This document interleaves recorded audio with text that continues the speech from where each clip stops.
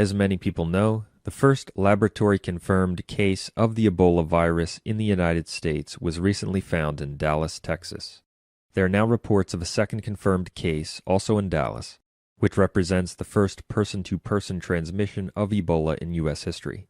Whether one believes that the Ebola cases are real, manufactured, or fake, it's simply a fact that the news coming out of Dallas has put the entire country and much of the Western world on edge, fearing a possible Ebola outbreak. The fears have begun in Dallas. In my opinion, it's not just a coincidence that the first case of Ebola in U.S. history was confirmed in Dallas.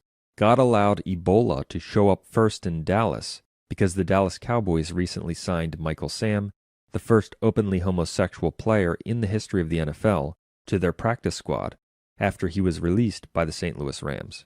In fact, in the very same month in which Michael Sam, the first openly gay NFL player in U.S. history, a man who kisses his quote boyfriend in public, began to practice for the Dallas Cowboys, Dallas was hit with the first case of Ebola in U.S. history.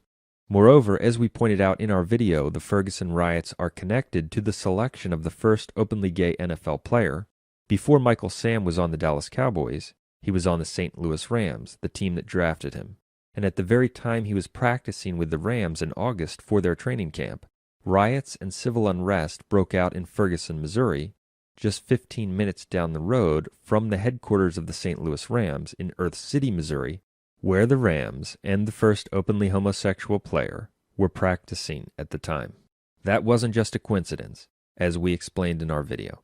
The fact that the first case of Ebola has now been found in Dallas, shortly after the Dallas Cowboys signed Michael Sam and he began to practice with them for the season, is frankly a striking confirmation of the point we made in our recent video on the Ferguson riots. Homosexuality is an unnatural and perverted sexual inclination resulting from apostasy and idolatry. See Romans chapter 1. And homosexual behavior is a mortally sinful abomination, condemned in both the Old and New Testaments. We of course desire that all homosexuals cease their gravely sinful and unnatural behavior and convert to the traditional Catholic faith, outside of which there is no salvation. When cultures embrace homosexuality, they frequently fall apart or disappear altogether. God is punishing the nation for its complete capitulation to homosexual abomination and the repudiation of basic morality that goes along with it.